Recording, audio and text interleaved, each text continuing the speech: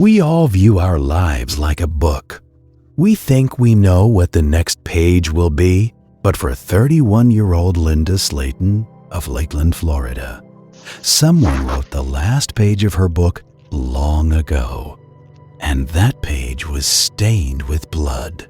Linda was a single mother with 2 sons, Jeff, 15, and Tim, 12. They had come to Florida from Alabama in search of a better life. Linda was brave, even sewing clothes for her children to save money. But in 1981, his fate brought him to a place where security was just an illusion. The night of September 3rd, 1981, Linda thought she had put her children to bed safely at home.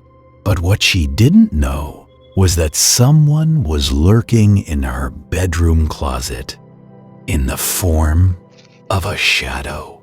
The next morning, silence reigned. Linda's sister found the window grill broken. Linda was found dead in her bed. The scene was horrific.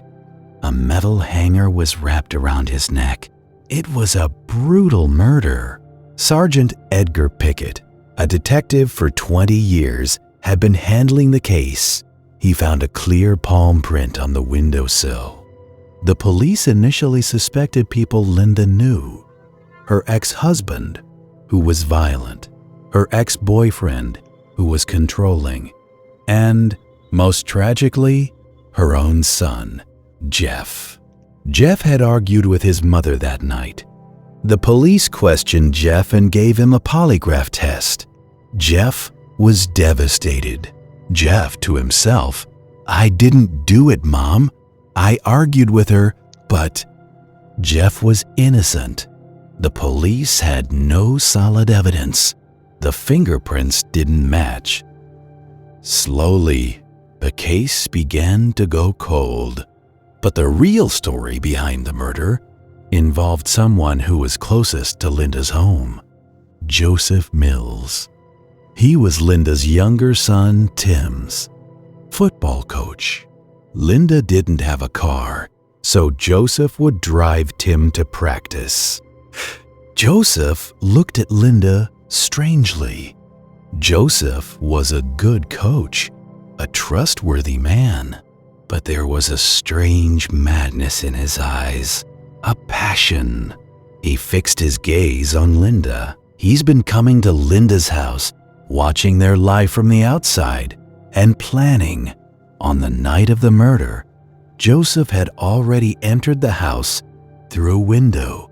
He hid in the closet. Linda fell asleep unaware. The lights go out. When Linda is completely asleep, a shadow emerges. Linda doesn't even have a chance to recover. It was a sexually motivated crime. The killer tortured Linda and then strangled her with a hanger. The calendar pages quickly flipped from 1982 to 2000. Linda's children were growing up. The years passed. Linda's files gathered dust. Sergeant Pickett retired. Detective Brad Grace took over the case in 2001. They had only one hope: DAN. But the killer was cunning. The DNA he left behind didn't match the database. The investigation stalled again.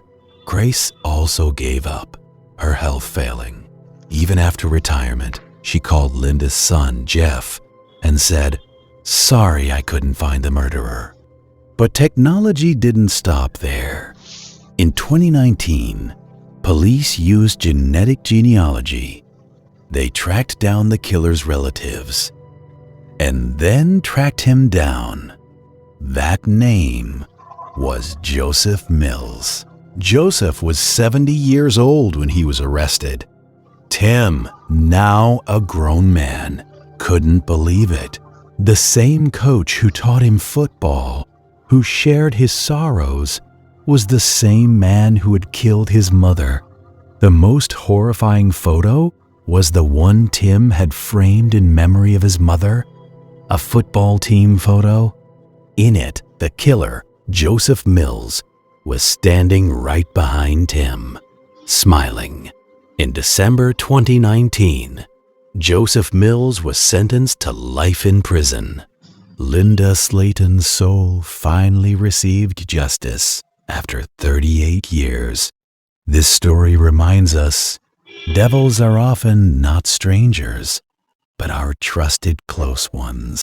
If you liked the video, please like, subscribe, and comment on what topic you want the next video to be on.